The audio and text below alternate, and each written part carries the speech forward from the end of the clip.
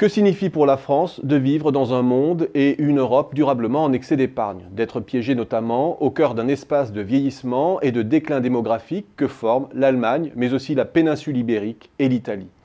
Cette configuration a des implications sur la manière de penser nos ajustements de long terme. Elle nous conduit notamment à penser des politiques structurelles ne se réduisant pas au moins-disant social et salarial. Une conséquence forte de cette forte propension à épargner et de faible dynamique de la demande régionale sera très probablement le maintien de taux d'intérêt à des niveaux très faibles. Et ce contexte de taux zéro comporte de gros risques de mauvaise sélection des investissements et de dégradation de la rentabilité économique du capital à long terme. Avec une fuite en avant dans les infrastructures, le bâtiment, les activités de services liées à la dépendance et au confort des populations vieillissantes, au rendement faible mais certain, au détriment d'arbitrages plus risqués. Elle peut conduire aussi au maintien en vie artificiel d'activités qui auraient perdu leur utilité sociale, à l'instar des banques grecques par exemple, qui ne doivent plus leur survie qu'à la transformation de la liquidité à taux zéro de la BCE en bons publics à court terme et qui ont perdu leur fonction première d'intermédiation entre les agents privés et d'irrigation de l'activité réelle.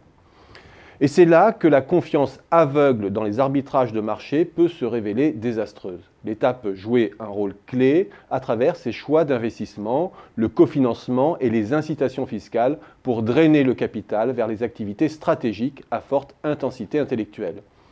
Je ne plaide pas ici pour une planification à la papa. Il faut que l'État lui-même se réforme et se réinvente pour être en pointe de la révolution numérique. La modernité ne viendra pas d'un mammouth.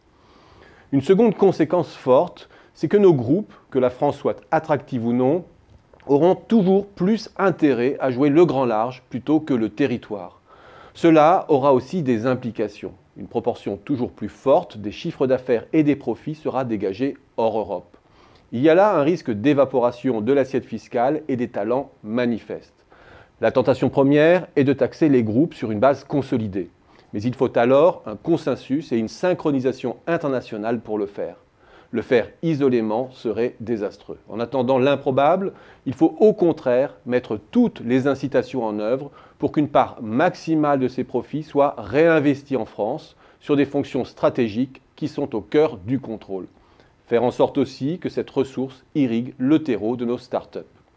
Enfin, et je m'arrêterai là, il va falloir gérer dans le long terme notre décalage potentiel de demande pour qu'il ne dégénère pas en déséquilibres commerciaux et publics insoutenables ou en baisse du PIB par habitant par effet de lestage par notre environnement. Cela veut dire que moins que jamais, il nous sera possible de penser nos revenus comme si nous vivions en économie fermée. Dans un environnement d'épargne abondante, l'enjeu est celui de l'attractivité du capital. Il n'y a pas d'autre issue que d'augmenter le capital par tête. Mais attention, qui dit entrée de capitaux dit aussi risque de déséquilibre des paiements importants et d'alourdissement de notre dette extérieure. La France doit donc être en mesure d'exporter en même temps hors Europe.